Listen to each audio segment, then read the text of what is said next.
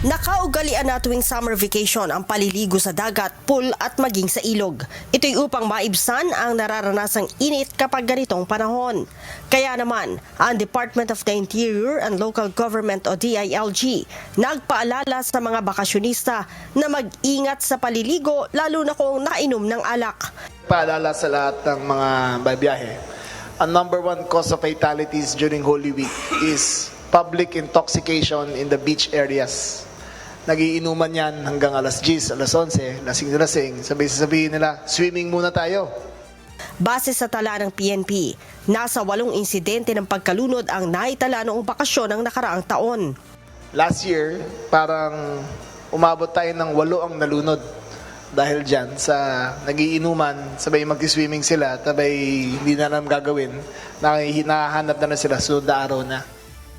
Kaya naman, sinabi ni Secretary John Vic Rimulya na bukod sa mga tauhan ng PNP na magbabantay, magde-deploy din sila ng mga tauhan ng Coast Guard sa mga beach.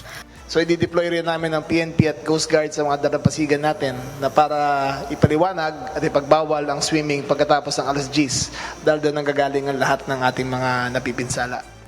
Paalala pa ng DILG sa publiko, agad na tumawag sa 911 emergency hotline sakaling may nakitang mga aksidente sa lansangan man o sa mga pasyalan.